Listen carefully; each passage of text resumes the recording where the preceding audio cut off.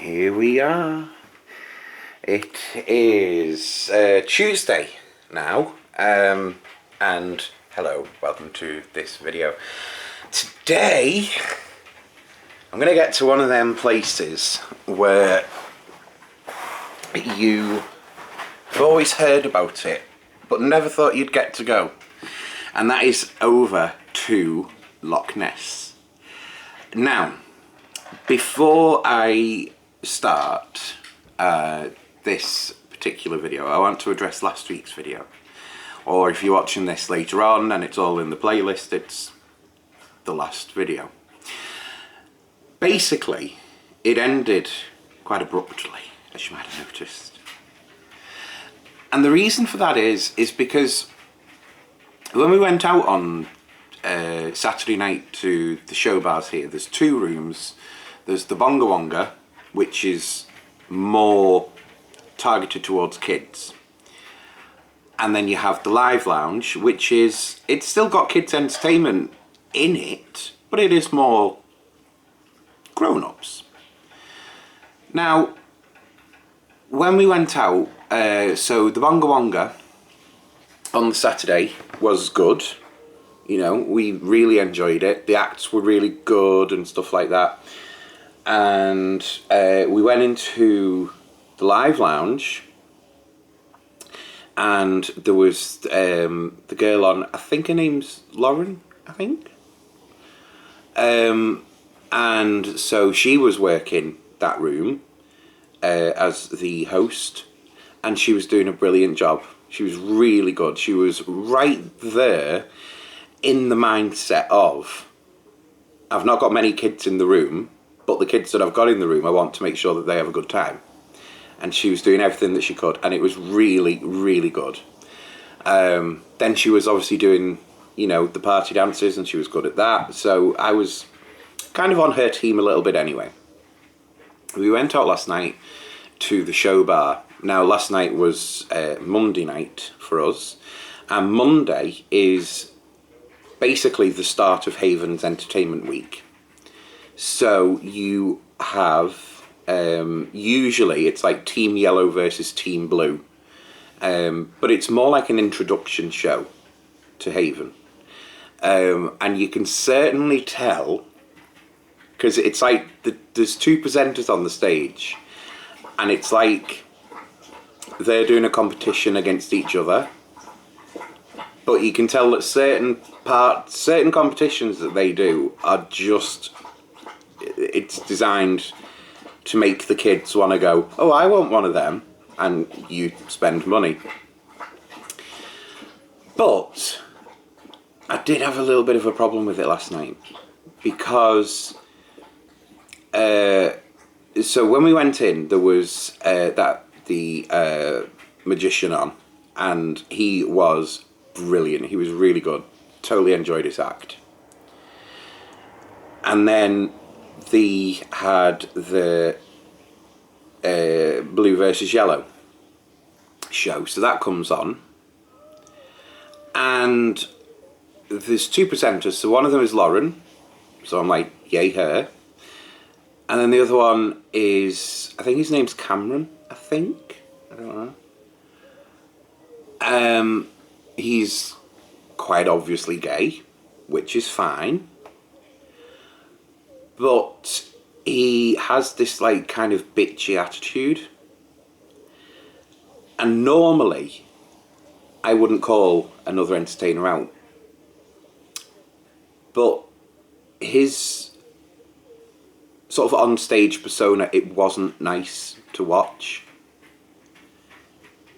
I know, because it was mentioned about 40 or 50 times in that half an hour, that he had some friends of his that were in the audience.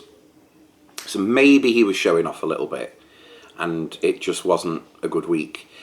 But we watched it, and I felt really uncomfortable watching it, because he was saying things about like, oh, you know, Lauren's team, they never win, and oh, she's just a loser and she's got no friends and stuff like that. And she's sort of like trying to sort of like, keep it together. And it's like, okay, away from the stage, you two might have that kind of banter in real life. That's fine. It's not translating to the stage, and it's not comfortable viewing. In fact, after, well, actually kind of during their act as well, but certainly after I noticed that at least half the room had gone, just back to the caravans, there was no party dances until later on in the evening. But when there are party dances, it's not single songs, it's this hit the beat or something, and it's like a medley of party dances. Apparently they don't do single party dances anymore, which is weird. So I didn't record them last night because I was sort of in awe at just how bad their show actually was. And when you sat there and you're just like, ooh, cringing a little bit. That's what I was like last night. Then they had a singer come on who wasn't good. Like, he was awful. And he couldn't pronounce certain words. And then he was trying to sing in this high-pitched voice, but it's like his voice was going. So that was awkward. Anyway, we got to about 3 songs through, and I was like, we're going. I'm not sitting through this. This is awful. So we came back, and we actually had a pizza last night delivered to our table from Papa John's. So, of course, we made up dinner and a show. Anyway, back to today. And we are going to Loch Ness. I cannot wait. It's going to be so good. So Sonny's just grabbing a quick shower at the minute. And then I might wait for him to get dressed. You never know. But we're going to be going out soon. And I cannot wait. Really, I just want a Loch Ness teddy. I want the Loch Ness monster teddy. I want that. That's my goal for today. Anyway, enough rambling. Roll the titles.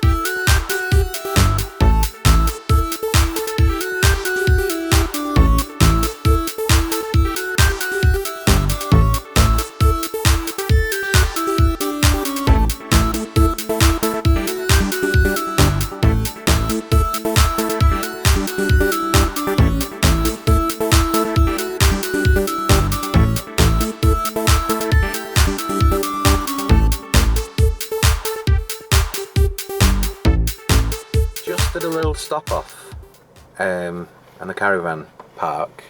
See, ours is nearly down there, but we've come up here, the top end of the park, and just look at this view.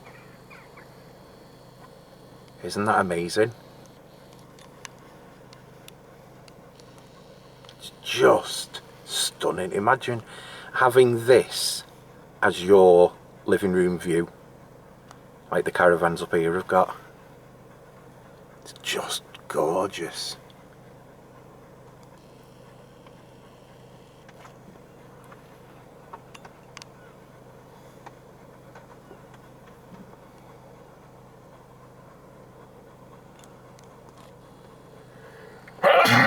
Bless you. Bless you. How are you finding it? Well, I'm setting Sonny a challenge later on. He's got to walk up here by himself. No, we'll do with the car. You can't walk with the car. I'll walk to the car. Fucking hell, if you were to walk up here by yourself, I'd have to come back at Christmas and pick you up. And just drive up the hill. Right, on to Loch Ness. That was Scottish, wasn't it?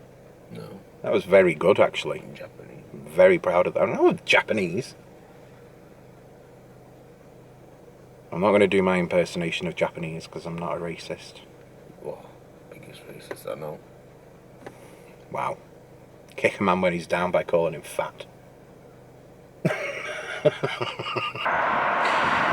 So, we are still on our way, going over to Loch Ness. Almost forgot it there. But stopping off here because I think we're about halfway. We've travelled a long way. But if I pan over to here, just behind me is a city that I remember hearing about years ago. Well, I don't know if it's a city or a town or what it's classed as. And unfortunately on this trip we actually don't have time to visit. It's, I don't know if it's a city or a town, but let's just call it an area called Dunblane.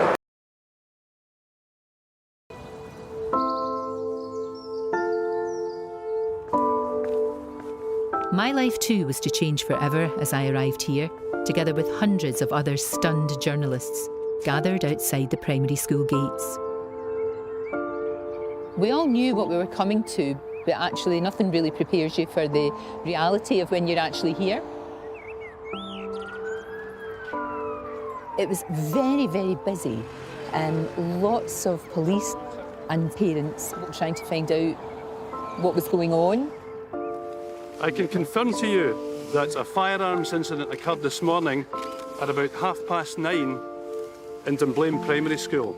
All I can say is that the class concerned numbered 29 children and one teacher. The grief in the air was just horrendous, and there was just a lot of people struggling to take it all in. I remember people being shock white, even police, even people who worked in the ambulances. They'd seen terrible things in their careers, but they looked really, really shocked and couldn't take in what had happened. Devastatingly, a gunman had opened fire on a Primary 1 class of 28 5- and 6-year-old pupils and 3 staff as they got ready for PE. I wasn't there to experience that dreadful morning as it unfolded from the start, unlike Les Hare, the first paramedic in the gym. I just wonder when you knew just how serious this was. Not until we went actually in the doors. It was quiet, really quiet. All I heard was a wee bit whimpering and that, you know. Children were spread around about the gym. Started going round to see who was alive and who was dead. On the right side was Gwen Mayer, the teacher, who had obviously passed away, and 2 children by her side. To me, she looked like a mother hen trying to protect her chicks. The ones that were injured, they just lay there, scared. And even the wee ones that was on the floor that had passed away, the fear that was in their faces will haunt me till I go.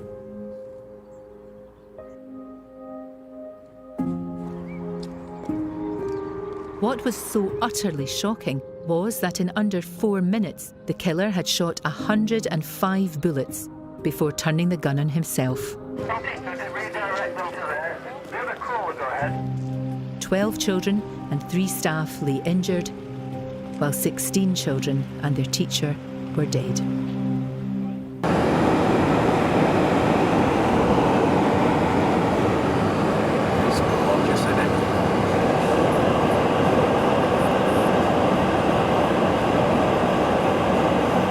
So we are about 80 miles away from where we are going to be at Loch Ness, but I just had to pull over.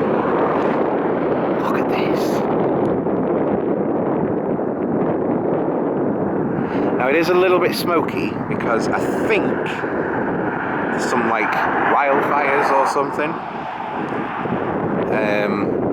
There seems to be like 2 of them that are going along. I know that we've seen some police going the other way, but I don't know if you can see down there. There's some like farming equipment there, but there's no one around. And I would have thought if it was like a controlled fire, someone would have been up there, sort of monitoring it, but no, there's just no one. But oh well, not my concern. What is my concern is this beautiful view.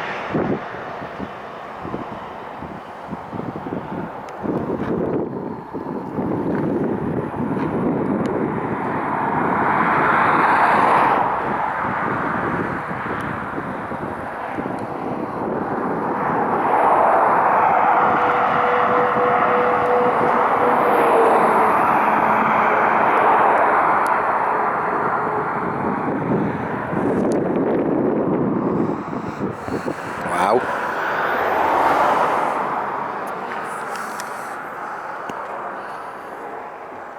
Stuff with legends.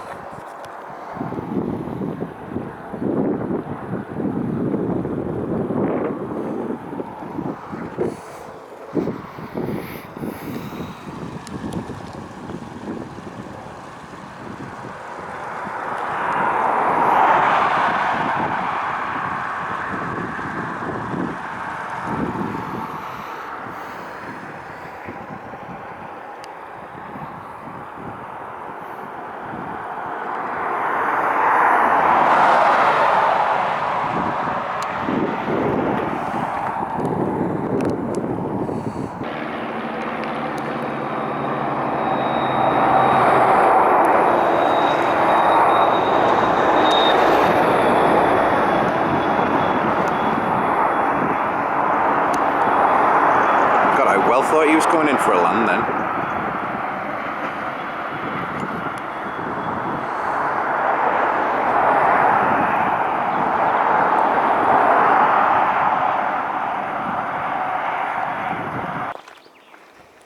We have honestly come to Loch Ness with no real expectations of sort of what is here. The thing is with the Loch Ness story, well, it is just that. It's a story. It's obviously designed, well, I suppose these days it's designed with making a little bit of profit from it. But apart from one shop that we've seen, which sells like crafts and gifts or something, and that wasn't even open, there is no one capitalising on Loch Ness here, and I thought they would have. I really did. And don't get me wrong, I'm not disappointed, but I did want to buy a Loch Ness teddy in Loch Ness. Do you know what I mean? And now, can't do it. So, earlier on, we were, I think, a little bit further up, but over there. And so we've just driven about half an hour, I think it is, 20 minutes, something like that. We've driven over to the other side because they have the Loch Ness beach. So we've come here. Sonny stayed in the car because obviously, you know, look at the path and then imagine trying to do that on crutches. Oh, it's fucking happening. And so, yeah, I thought we'll bring the dogs down because they can have a little paddle in Loch Ness itself. I might bring some pebbles home as well. Fuck it, that'll be my souvenir.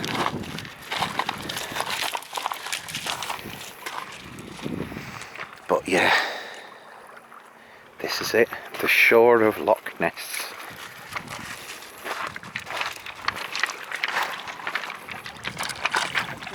Trey, what are you doing? Don't drink the water, you knob. That's fine, if you throw up, it's on your head. It'll probably be on Brad's head actually, but yeah.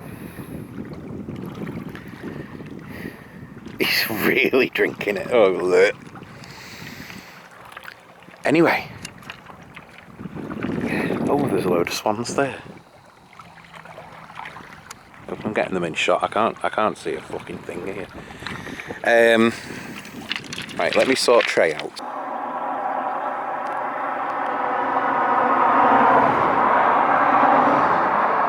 So there it is. The Loch Ness is done.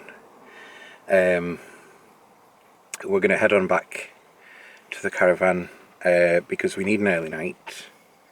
Because tomorrow we're off to Edinburgh and we get to meet up with a friend of ours who we've been talking to, what, a year and a bit? Nearly 2 years, I think. Something like that. Whatever it is. So that's going to be next week's episode. But from us here at Loch Ness, bye. Are you saying it to the camera? Try and drop you off here. You can't drop me off here. It's lovely. Right, see you next Wednesday.